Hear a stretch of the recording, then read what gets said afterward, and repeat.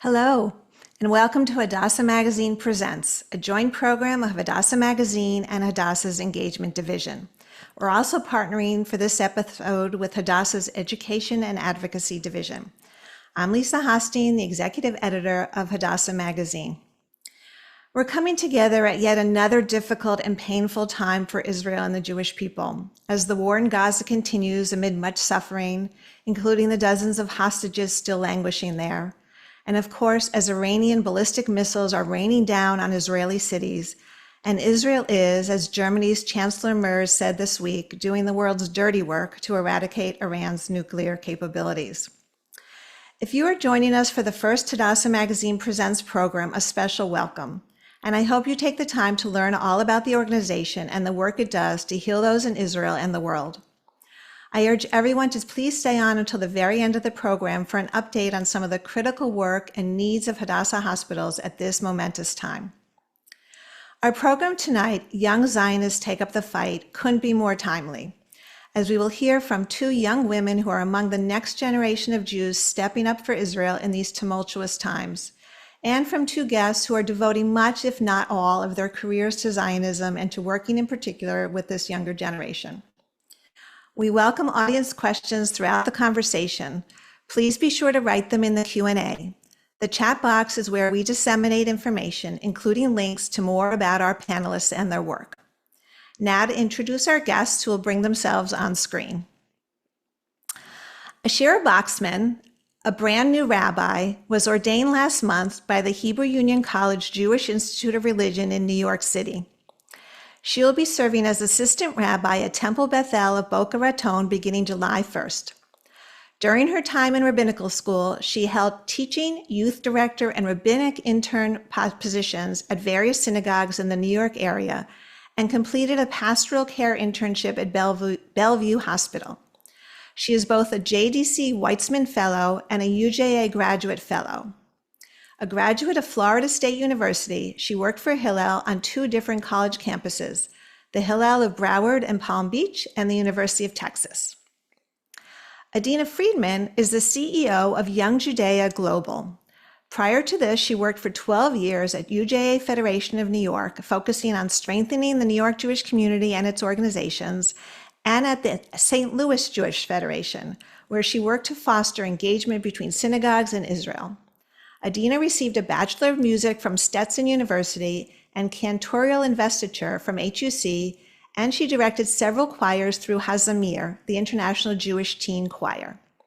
A graduate of the Mandel Executive Leadership Program, she is the proud mother of 4 children, an alum of Young Judea, and a lifetime member of Hadassah.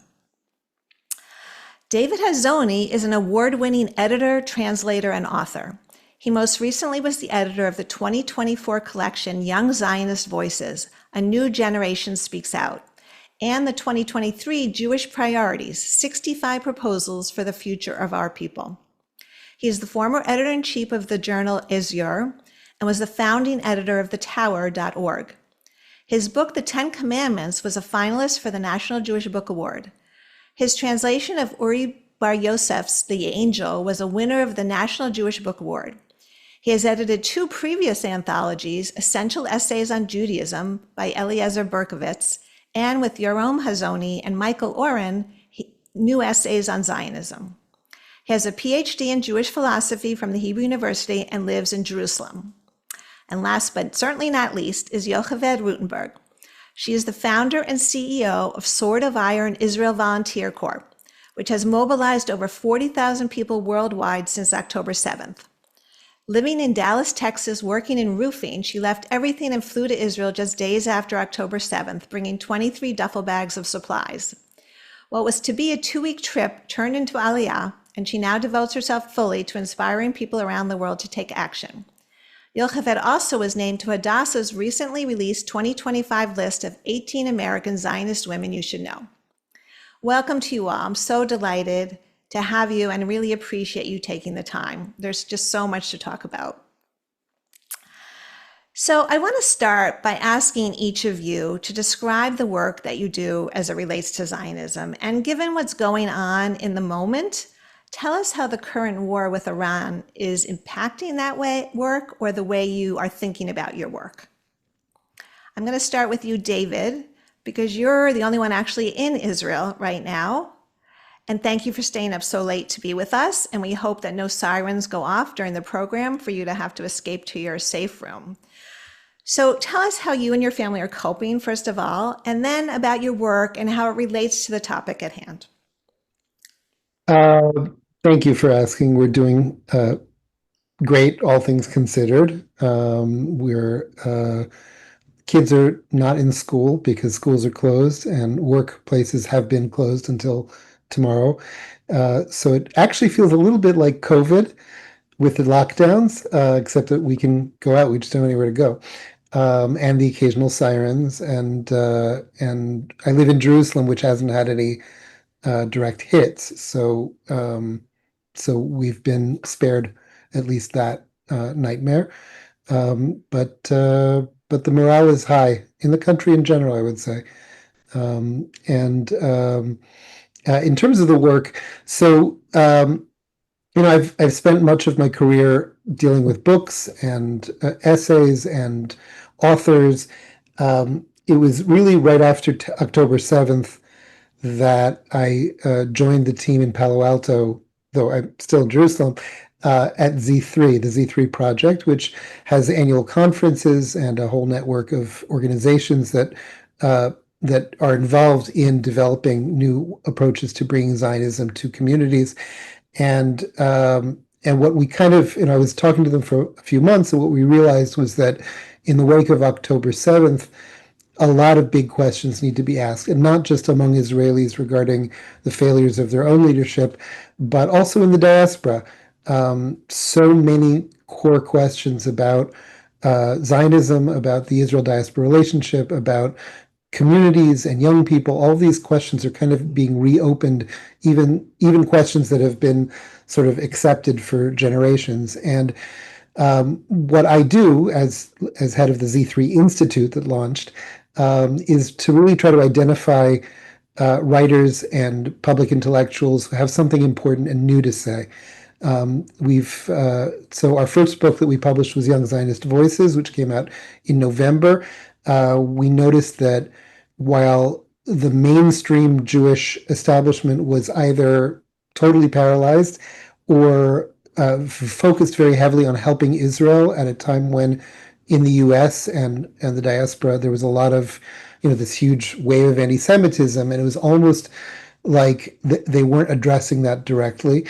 And the only exception that we saw was among young people on campuses and around, where there were all these sort of spontaneous leaders emerging to push back and fight back. And we thought it would be a great idea to bring them together into a single volume, um, both to send a message to other young people that there's actually a movement here and kind of a core leadership, but also to kind of send a message to older generations that there is a future and that there's some amazing, amazing people. And the discoveries that I made when I was editing their essays were really quite powerful, because it turns out that the younger generation is using a vocabulary that's different from the one we grew up with. And I'm also, like Adina, I'm also a former young Judean. And that there's actually a lot of deep thought going on among this young leadership. And I have no doubt that these are the people who are going to be taking very significant leadership positions across the community very, very shortly. So that was very exciting. We have more books coming out this year. And our conference is November 9th. I would love to see you all in Palo Alto. Well, there's a lot to unpack there, and we are going to dig a little deeper into a lot of the issues that you raise. But thank you for putting kind of that framework on it. So, Yocheved, I'm going to go to you next because you're actually supposed to be in Israel, but you got stuck in the United States with the war with Iran. So, tell us a little bit about what you're doing in the United States, and how what's happening at this particular moment is affecting that work and the way you're thinking about your organization and its mission, not only post October 7th, but even in the immediate aftermath of what's going on now. Yeah, absolutely. It's my first time being stuck in the States during one of these Iranian attacks. I was in Israel for the last two, and it is just such a helpless feeling. The way that it's painted on the news is terrifying. And it's terrifying in Israel also, but I'm hearing from friends that they're still kind of going out and seeing what's happening around the city. And on the news, it's just showing that everybody's stuck in their bomb shelters all day. And it's really terrifying and it feels very helpless. So right now, what I'm doing while I'm here in the States is figuring out what's needed on the ground and trying to mobilize different types of initiatives that are needed. So, in general, the work that we do is centralizing volunteering efforts in Israel since October 7th. And it's also bringing together the communities around the world for a shared value, which is loving Israel, wanting to support Israel, and wanting to strengthen the country through volunteerism. And so we are a new organization, which really allows us to kind of pivot as needed and very quickly start new initiatives as we see. So right now, kind of most typical volunteering is on hold. We did have volunteers that were in the country at the time of the attack that some are stuck, some have managed to leave. And right now we are trying to match people with housing. We are trying to basically right now we're doing like a war relief exchange online, which is like a WhatsApp chat that's allowing people to kind of exchange different items that are needed for those that lost their homes.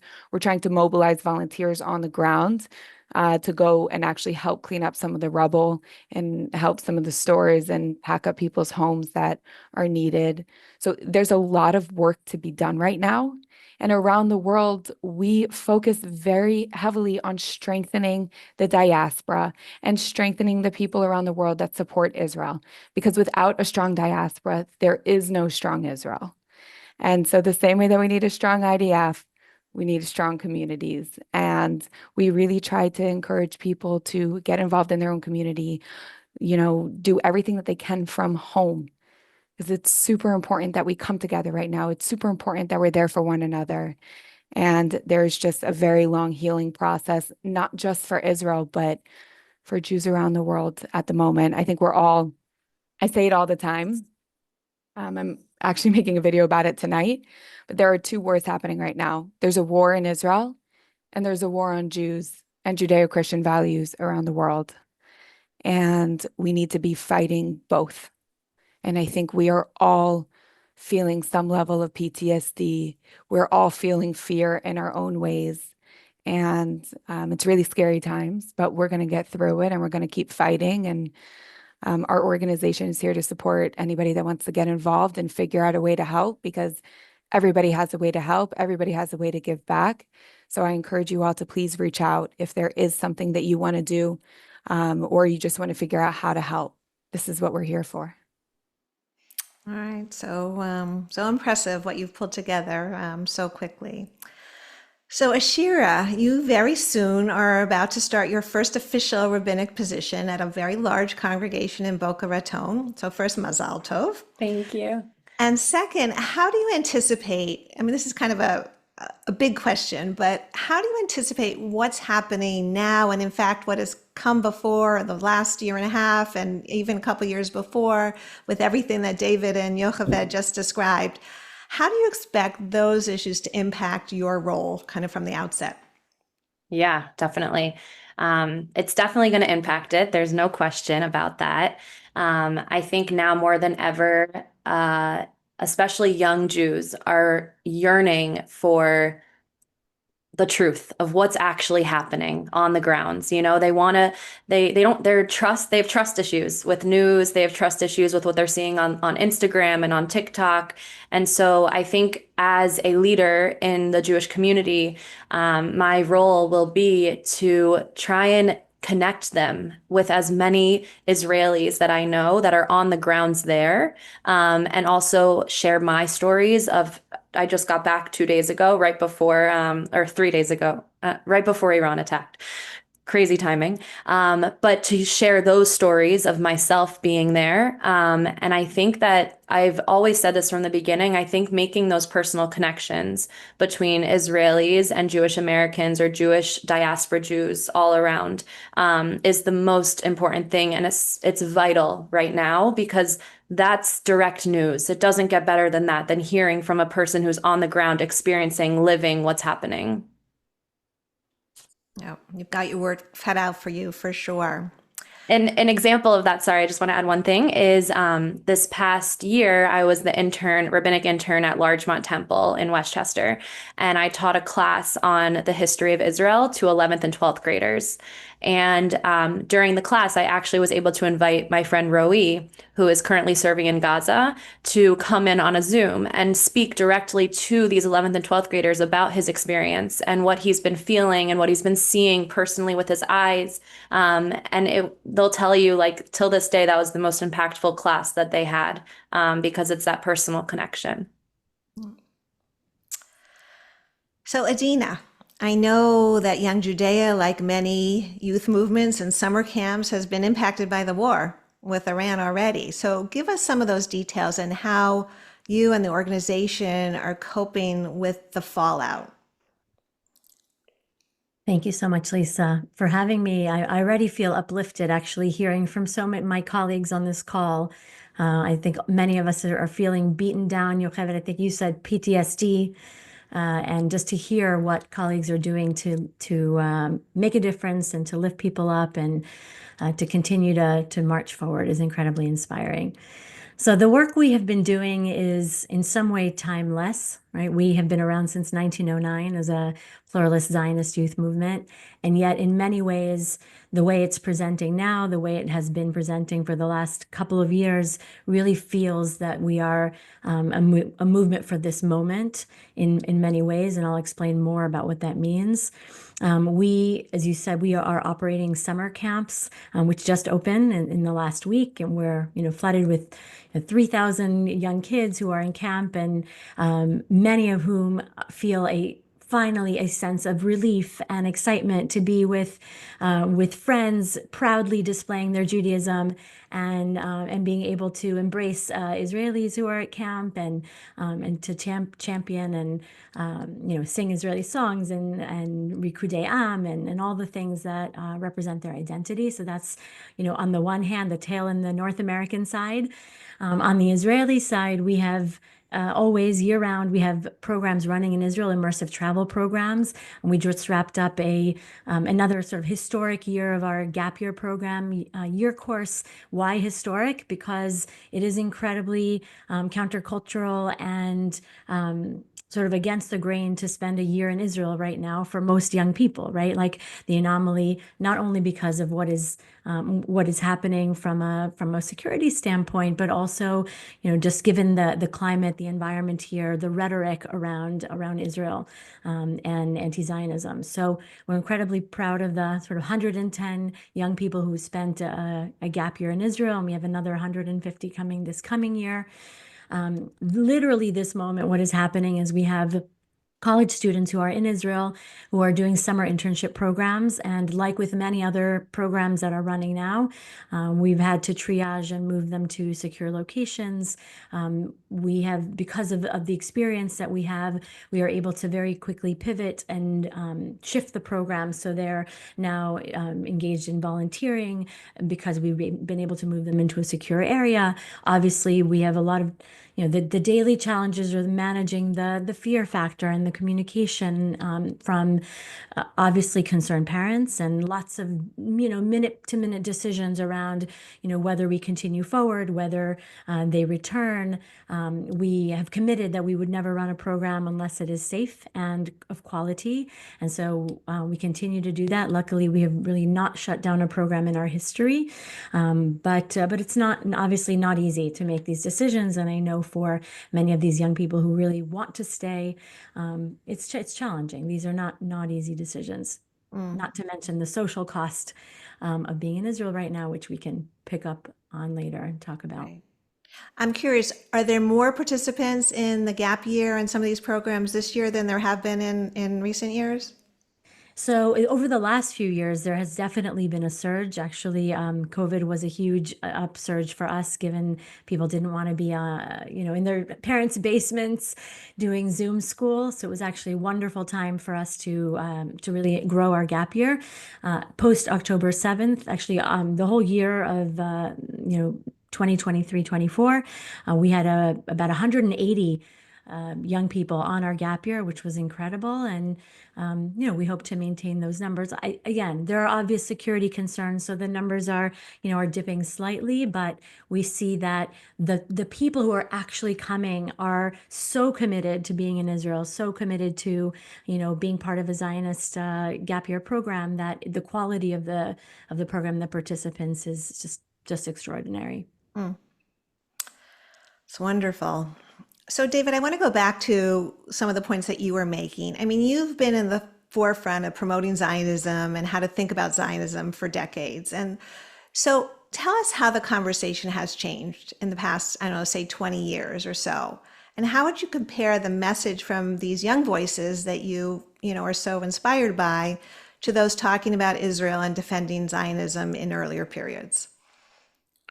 Well, I mean, the sort of pro-Israel messaging has evolved quite a bit over the last 20 years. Through the 90s and 2000s, Israel was, we were always talking about that it's the only democracy in the Middle East, and before that, there was sort of the David and Goliath model. In the 2000s, as Israel's economy expanded dramatically and its regional power expanded, and then the book Startup Nation came out, people started to look at Israel differently as an innovation hub and a real contributor to the world. And more recently, in the last, say, 10 years, you've seen a lot more access to Israeli culture. It wasn't just about political activism. There was a real emergence of interest in Israeli music, Israeli food, the Israeli experience. And I think that has a lot to do with the sort of long-term effects of birthright, with the internet and the greater accessibility.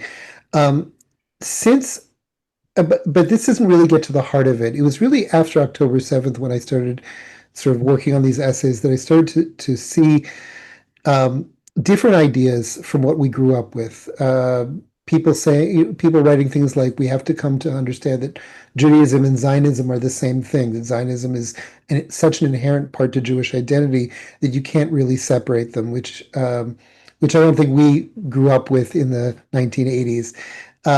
You also have some essays that are talking about Israel not as a refuge and not necessarily as not for Aliyah, but that to them Zionism is about seeing Israel as an inspiration and a source of kind of courage and backbone and spiritual confidence that they bring into their Jewish lives. There's a lot of discussion about the land of Israel as a kind of a spiritual magnet for them. And so what we're seeing is kind of a greater integration between core Jewish identity and the relationship with Israel and Zionism more broadly. And finally, I would say that Zionism is connected very deeply with Jewish pride, meaning there's kind of a going back to the roots of Zionism. In the early Zionist thought, there was a lot of, what's wrong with our lives in exile, as they put it, and what do we need? And it was almost like a Jewish state was only a piece of that puzzle, but there was a much bigger spiritual kind of revolution that they were calling for. And today, in the last, in this generation of younger people, we're seeing that kind of spiritual Zionism or really come to the fore, because there is a sense that Israel's been established, that it's not living on a precipice. Even after October 7th, there's an understanding that there's a real country there. It's established, and it's actually quite strong. And what does that mean for us as Jews living in the diaspora? How do we look at ourselves and our Jewish identity differently? And I think that's really opens a whole new door of exploration that we didn't really have so much back then. So, Ashira and Yocheved, I'm curious to know your reaction to his kind of definition of, what the new generation, younger generations are thinking about and discussing when it comes to Zionism and Jewish peoplehood. Do you basically agree with his assessment, or are there other pieces that you're seeing in the conversations that you have with your peers? Ashira. I saw Yocheved had her hand up. Do you want to Oh, go I'm first, sorry. Yocheved? Go ahead. It's okay, Go ahead Yocheved. Go, first. go, go, go, go. It's okay. No, I was pointing to you. I was saying, Ashira, you got it. Okay. So I think what David said is right. And I think that it's a very diverse response all over the board. I do think that for a long time, I think for a long time, let me start, American Jews specifically, I think took they they didn't realize the importance of Israel. I think that that is something that is like a new realization amongst a lot of young American Jews of, oh, it's not going to always be this, safe place for Jews and, we're just like everyone else. And so I think that after October 7th, there's this a little bit of a wake up, like, oh, I maybe now understand why Israel exists for the Jewish people, why we need Israel. And but I also think that there are a lot of Jews that are looking at Israel differently now with everything going on in our own country politically. So I think that's another awakening of, oh, well, if this is happening in our country politically, how do I compare that or contrast that to what's happening on the grounds in Israel politically? So then coming from a political place. But I do think that after October 7th, there has been a wake up call amongst a lot of young Jews of whether it's, oh, I guess Israel's important, or I need to connect more with other Jews around me and try to understand this Israel, thing, this Israel bug, why people love it so much, what's going on over there. So I do think that there has been a wake up call in a lot of ways. Absolutely. I see it in myself and I see it in my friends. Prior to October 7th, I really was so disconnected from my Judaism for about 10 years almost. And then October 7th happened and everything changed. And I see that in so many of my friends as well. And I think we're also seeing a lot of people really stepping up into themselves and using the power of social media for good and using the skills that my generation has to actually start to make a change and to you know, start to advocate for Jews and Israel around the world where we weren't necessarily seeing the same wave before. And I think a lot of people are finding purpose in their life through it. And it's really amazing. And, people used to always like call us, the social media generation, kind of like, oh, they're just stuck on their phones. But we're seeing people really use that for so much good and really stepping up into it and figuring out how they can get involved. And I get messages, tons of messages every day of young people in Tel Aviv, especially right now, who just want to help and want to get involved. I think this is the generation of taking action, of standing up and saying enough is enough. We're not going to raise our kids in the same anti-Semitic world that we grew up in. We're gonna make a difference. We're not going to grow up not letting our kids not know what it actually means to be a Jew and what it means to have a Jewish state. We're changing this. And it's really powerful to see, and it's really powerful to be a part of. When you're talking, I'm thinking kind of the almost extremes that exist, right? So Yocheved is an example of not what David's saying, that you don't have to make Aliyah in order to like fulfill that dream and that Jewish destiny. And obviously you've made that decision to do that, Yocheved. But then we also, this whole point about merging or not merging, Zionism and Judaism. We also see a lot of young Jews these days who are very committed Jews, but are anti-Zionist, right? That's a new phenomenon, I think, relatively, even if not everybody connected so closely with Israel before, they weren't actually anti-Zionist, that it didn't have to be at all part of their Jewish identity. Adina, are you seeing that? You're obviously not seeing that at Young Judea. The people who self-identify at Young Judea, they're not certainly anti-Zionist, but in terms of like how much that connection has to exist or is like so obvious? I'll say two things about that. One is that we often try to position Young Judea as a big tent Zionist youth movement. Part of the reason why we use that language as big tent is that we find that there's been a narrowing of the definition around Zionism and who feels that they self-define and that they belong in the box of Zionism. And so many people are very quick to opt out or to self-declare as anti-Zionist simply because perhaps there is a gap between what certain things that they're seeing in Israel, or a particular government, or a particular policy, or a particular action that Israel takes, and what they ideally would like Israel to be. And there is no language for, and there's no place for, or articulate, way for them to articulate that actually it's okay. Just like we are Americans, we're American, we're here, we believe in a democracy, and we're proud and patriotic, Americans, but we don't agree with every single thing that happens here. There's something about, there's a disconnect that happens for American Jews that they feel that they cannot in any way hold critique, hold frustration, hold constructive criticism around Israel, and that would lead to a deepening of their Zionism, a desire to want to be part of the solution, part of, emboldening and strengthening and building, sort of that next generation of Zionists, what that might look like, what we call aspirational Zionism, which is, a Shalom Hartman term. And so we definitely see that. And so we're often sort of saying, no, come, continue to be part of this story, because there is space for you. There is space for, there's a full continuum, a full spectrum for, what Zionism might be defined as. It's really, we're trying to broaden the definition, broaden the tent, because as we all know, we are living in a world of binaries. And so if you're either anti or you're pro, and that, I think that has been a major disaster. And it's really led to, it's just led to a lot of issues. Yeah, Ashira.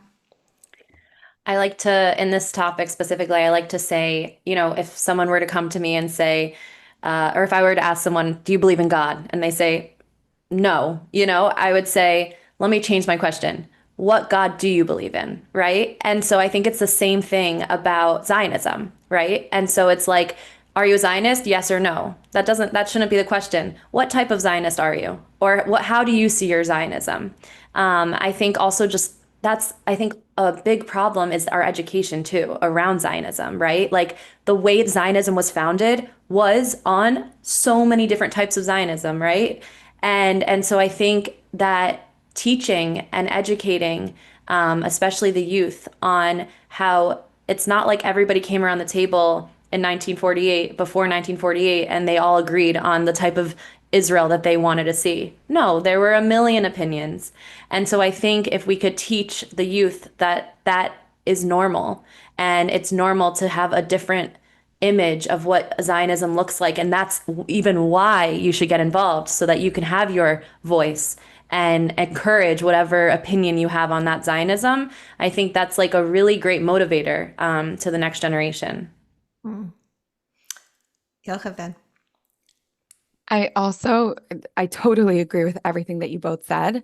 I think that education is a huge problem. Like I had to self-educate myself in our history. My friends and we talk about it. Like we're, having to self-educate ourselves, listening to podcasts. I think making more resources available for young people to actually be able to understand what history is real, right? Like what resources are out there that we can properly share, that they can actually take the time to educate themselves, to have conversations. And I see there's a question in the chat about how do we speak to people about Israel and get them to understand? And I'm going to say something a little controversial, but I think it's important that when you're speaking to people who are uneducated and are not necessarily Zionists, I think it's really important to start by acknowledging their feelings and acknowledging their side. I say all the time to people, it's really sad what's happening in Gaza. It's really sad. And it doesn't mean that we don't have the right to a Jewish state. It doesn't mean that what's happening right now is our only option. Like what we have going on is what's happening in Israel, in Gaza is I'm trying to form my words because this is a challenging conversation to be having. But basically, it doesn't mean that what we're doing is not the best to bring our hostages home, to keep our country safe. And I think it's really important to start by acknowledging everything that they're feeling and then open up the conversation to educate them. and to start telling them the truth about what's happening in Israel that they don't talk about on the news or that they don't necessarily know. David, I see you're unmuting yourself, so I'll let you take it. Yeah, no, these are great. And I just want to add that among the people who have chosen to distance themselves from Zionism, there's actually two different camps that I've seen. There are people who uh, are turned off so much that they go and like take part in protests and describe themselves as anti-Zionist and really anti-Israel. Um, and and then there are people who, and again, this is a lot of personal experience, people who were turned off from pro-Israel activism. They were turned off by some of the means and the strategies and even the attitudes. And what they found was that diaspora Jewry and I call it the diasporist camp. They're not anti. They just think that something is being lost by an overfocus on Israel and Zionism. Something's being lost from Jewish identity. And I think that those people are people you can actually have a real conversation with, because if you're talking to somebody who wants to build something positive and wants to explore Jewish identity, and yes, the entire Jewish people includes a lot of Israelis and a lot of people in the diaspora. If they've made a decision deep down that they really hate half the Jewish people or 7 million, 8 million Jews that live in Israel and the entire project of it, that's a problem that I personally don't know how to address. But if you're talking about people who feel something's missing because of the focus on Israel and want to build and explore a diaspora-based Jewish identity, I think that that's actually people that we can include in our conversations, and because their heart is in the right place, even if their experiences have led them to a different place. Just wanted to add that. Absolutely. But I also feel very strongly that we can't give up on the other group of people that are not on our side, especially the Jews that are anti-Zionist. It's so important that we continue I trying to don't have think we should give up on them. conversations. I just don't know how. It's a challenge. It's a challenge. And I think this is where we've stopped in society in general. I've just noticed we've stopped having actual conversations with one another, right? Like we talk at each other. We don't talk with each other. And we're not trying to understand each other and meet each other in the middle. And so I I think it's really important that we learn how to have dialect and we learn how to disagree. It's okay to disagree on some topics, but we probably agree more than we think, right? And if we can start to find some common ground, and especially with people that are anti-Zionist, if we can find common ground with them and they begin to trust us, it's like you start to chip away at it, right? Like you start to just work at it slowly over time. And I think it's also kind of cool to hate the Jews right now. I hate to say that, but there's this kind of feeling in society where it's okay to say that you don't like Jews. It's okay to be anti-Semitic. And I hope that this is something that will pass. Hopefully. I can't foresee this staying. We have to keep fighting. We have to keep having conversations.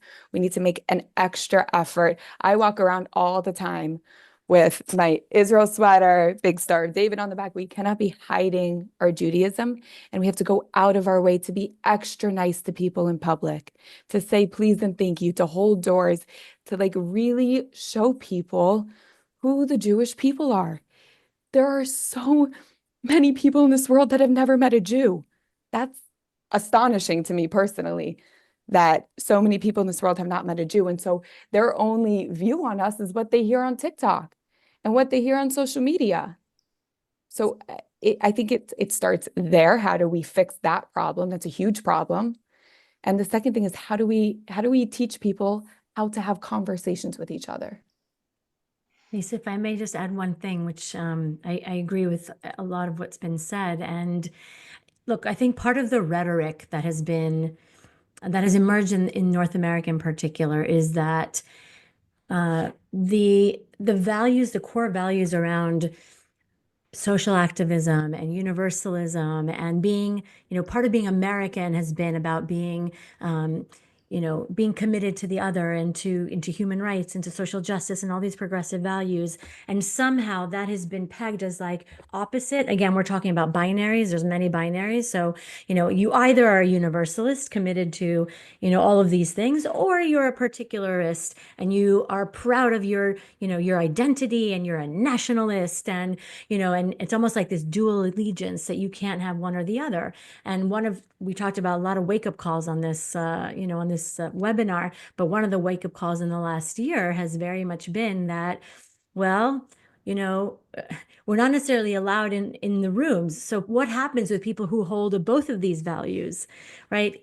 Are there places and spaces where we can say, because we don't want to necessarily swing the pendulum all the way to the other side and say, well, we're only going to take care of ourselves now because nobody, we're not allowed in these rooms. No, we have to, dafka, especially, we have to say, yes, we are proud, we are emboldened by our Judaism, we hold that identity, and it inspires us to actually act in the world, to be that or lagoyim, right? To be involved in fixing the world and in all the issues. And it is through our Zionism and our commitment to that these things emerge. And that is not a popular stance, I would say, but one that we probably need to amplify more and more. So and one I think that would appeal to a lot of young people.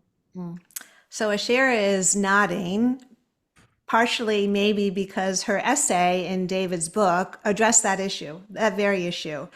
And she took to task, to some extent, her own reform movement for perhaps maybe swinging the pendulum too far toward the Tikkun Olam, right? But I think certainly is arguing for both what you're saying, Adina. Ashira, I don't want to speak for you. What do you want to say?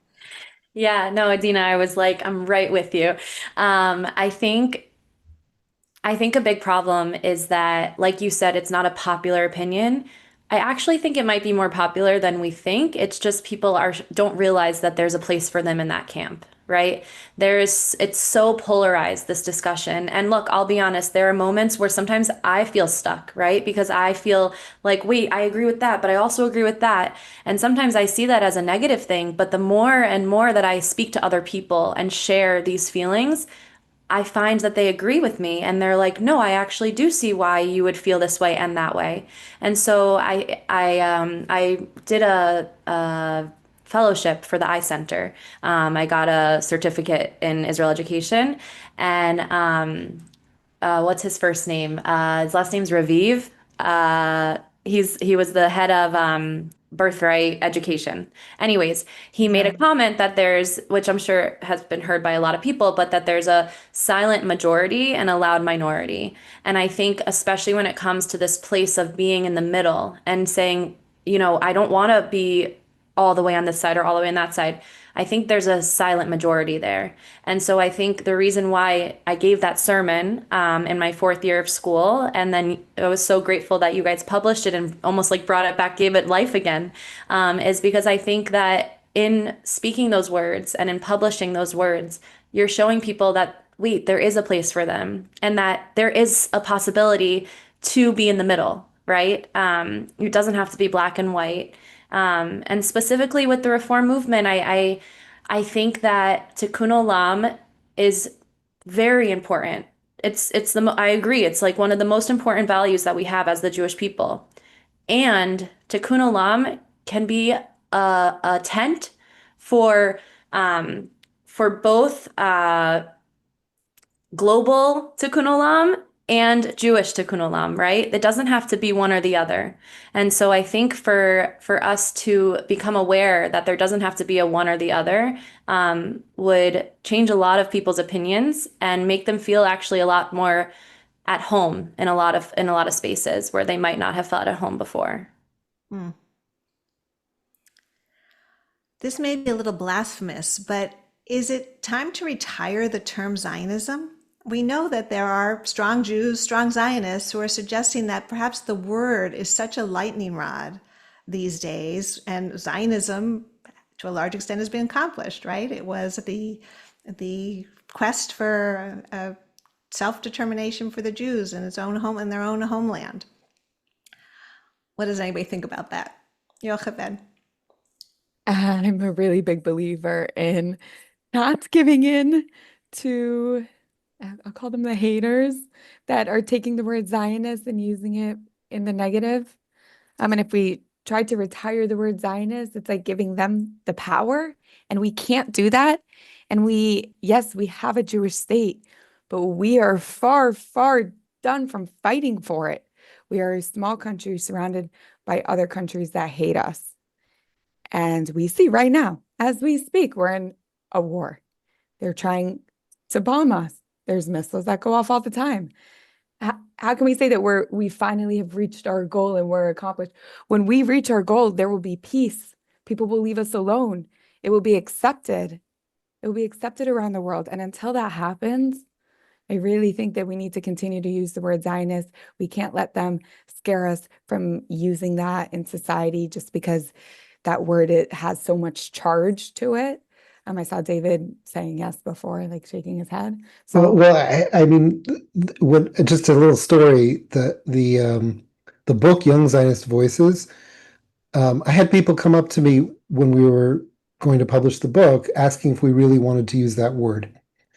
And wouldn't it be, from a marketing perspective, turn people off and so forth. And as soon as I was asked it, my Zionist backbone said no. If I could put it twice on the cover, I'd put it on twice. Sorry, We did have you say your a young Judean backbone? no, but listen, we as Jews have a tendency to give up on our words, even the ones that define us. How many times have I heard somebody describe themselves as a Jewish person instead of saying the word Jew? Because on some level, somewhere, we've already come to associate the word Jew with the things that anti-Semites say. There is no word we will use to define ourselves that won't ultimately also be taken by others for, and twisted and redefined. And that's not a good way to build a strong and healthy approach to our own people, our own identity, and to the world. We need to be proud of who we are and use the words that we invented to define who we are. And one day, I really do believe that that will defeat the people who are taking our words and twisting them, but we should never give them an inch. I didn't really believe it. I just was posing the question. I also want to just add, I think it's this question of, do we stop using this word? I think it's a reflection actually of our society. I think that it's not just Zionists that people don't want to use anymore. People are scared to say they're liberal or that they're Republican or that, people are scared to use words because right when you put the word on them, you're putting them in a box. Exactly, Yocheved. And so I think this is actually a societal problem. And the way to combat it, I think, is to realize that we need to not allow the extremist in each of these, groups to claim those names, right? Just like Israel it didn't matter if you were super left or super right, they both stood with the Israeli flag. They did not allow the other side to take the flag. And so I think that's exactly what it applies to Zionism. We cannot allow for the extremist Zionist to take the word Zionist from somebody who's not extremist, right? You have to carry it. You need to carry it proudly. And I also think it's important, just like when you say you're a liberal, what does that mean? And so same thing, when you say you're a Zionist, what does that mean? I think we need to be opening up the conversation instead of shutting down the conversation, similar to what Yocheved was saying. And I think it's also okay to be a Zionist and also have feelings and question what's happening in Israel. Like I want people to feel comfortable having open conversations and free conversations about Israel. And I don't feel like people have the ability to do that right now or feel comfortable doing that right now. And I'm going to use the term, I don't know if anybody knows Rabbi Benji. He's amazing. He says we need to bring back radical moderation, people that are in the middle, like not the two extreme sides. I think a lot of people, especially with this last election, felt very like politically homeless and like, this doesn't align with my values and this doesn't align with my values. I totally agree with you, Ashira. We need to be opening up the conversation. We need to be talking about, what do these terms mean to us? What are these values that we're standing by? Most of the time we're on the same page and we share the same values. We're just not talking to each other. I want to pose one last question to all of you, and that it combines two really issues. One is, what conversations about Zionism are we not having that we should be having? And combined with that, I want you to think about How do we bring these young voices to the table in the larger Jewish conversation? Where do we make space for young voices at the table, or is it happening already? David, you go first. Um, Look, I think that a large part of uh, the young voices, it's going to happen organically because they have something to say. And one of the things I felt in this book was kind of an undercurrent of anger in some of the essays, some of the writers who were felt very disconnected, disappointed by the Jewish establishment that hadn't prepared them for this moment, that hadn't warned, that didn't offer what they felt was the necessary support, and a sense that this is a generation that speaks a different language more broadly, went through very powerful experiences like COVID and October 7th at a very specific age that kind of sets them apart. And Whoops. Huh. I wonder if that was a siren that went off. We didn't hear anything, right? Okay, well, hopefully he'll be back in a minute. Oh, there you go. Hope he's back. Okay. Somebody didn't like what you were saying. apparently, but I'm back. I think that we need to take them serious, that generation very, very seriously because they are our future. And I think that we need to take their questions about the older generation's response and effectiveness during these crises very, very seriously. And I don't think that older generations are inclined to do so. I think part of it is just people want to keep their jobs and people want to protect strategies that they've been advancing for decades. And we're in a new world. And the people who are younger are the people who are going to lead the Jewish people. And we need to take them seriously and now because they have a lot to say. I'm going to invoke Dan Senor here, who everybody's probably quoted or in the last few months, given the talk he gave on the state of the Jewish people, and say perhaps something predictable, which is that this is the time to invest in the institutions, the organizations that are educating and that are lifting up our young people, right?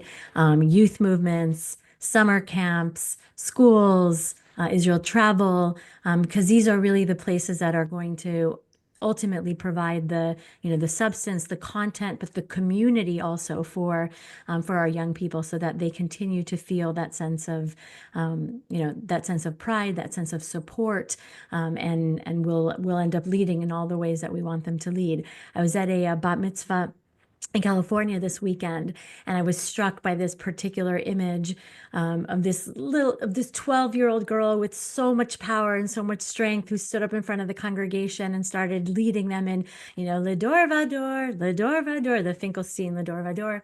That's my cantor nerdiness coming out in a minute. But it was just, there was something about that call and response of her saying, from my generation to your generation. And they were responding en masse, these hundreds of people. And I thought, yeah, you go, girl, you've got this. And it was just, I think they do have much more power, much more strength and resiliency than we give them credit for. And we owe it to them, we owe it to them to invest in them and to give them the tools they need to lead. Yocheved, last word before Ashira. I think we're starting to see, like I said earlier, we're starting to really see my generation and younger generations step up and really, really take pride in their Judaism and their love for Israel. And really quickly, I'll just tell you guys this amazing story. There's this family that the husband went to Israel to volunteer, and he went to Nero's, and he totally fell in love with the community. And he ended up bringing the entire Nero's community to his home, to his community. And they took the families and they put them all up in all the different homes, and they lived together for a week. This is like a couple months ago. And the effects of what that did to their community and his kids blew my mind. It was them showing their kids This is what it means to be a Jew. This is who our brothers and sisters are in Israel. And this is why it is so, so, so important to continue fighting for the state of Israel, because of them, because they're there, and because they're there representing us. And the way that those kids talked about Israel, wow, I wanted to give them a mic right then and there and say, go off, let's do a whole podcast on this, because it was so inspiring. I've never seen so many, they have 3 kids. I've never seen 3 kids consistently like that be so passionate about Israel and fighting to say, we need to continue talking about this. Israel is so important to me. Those are my brothers and sisters. And it's because they were connected to the people on the ground. And I think if we can continue to connect Jews around the world to Jews in Israel, and we can keep that bond going, and we can show them that these are real people, and it's not just a country, and it's not just Israel, but there are our brothers and sisters that are there on the ground, we'll be able to create a very strong bond and instill Jewish values in the young generations. And they're going to be the ones that are going to continue fighting for us. And they've got a lot to say, and they're not afraid to say it, and they're not afraid to say it on camera, and they're not afraid to post it on social media. And we need that. We need to be flooding our social media with pro-Israel advocacy. We need to be sharing the truth. We need to be empowering young kids to really share their opinions and their thoughts on this. And we need to be building the bond between kids in the diaspora and kids in Israel. And I think that's how we're going to empower them to step up and to speak out and to continue to lead. Ashira, last word to you. Yeah. Similar to Yocheved, I think that the generation before us, when teaching about Israel, it was a lot of camels and the desert, right? And falafel and hummus. And I think that this generation is, like I said, a lot of the wake up, it comes with that. And I think they want to know Israel. And I don't think they want it to look at it as this place in the Middle East that's just like every other Middle Eastern country.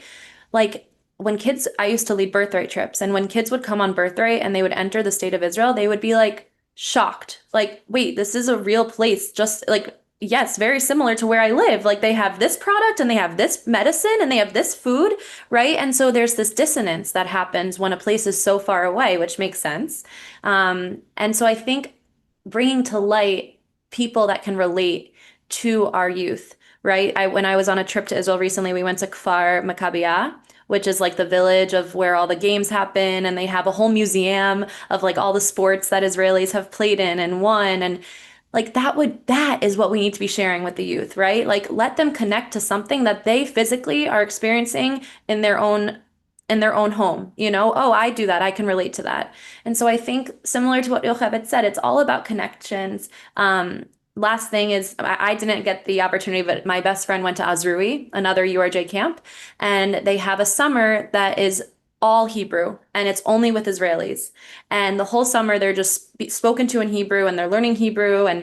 And she said, like, the amount of people that made Aliyah from that camp is way more than any other camp.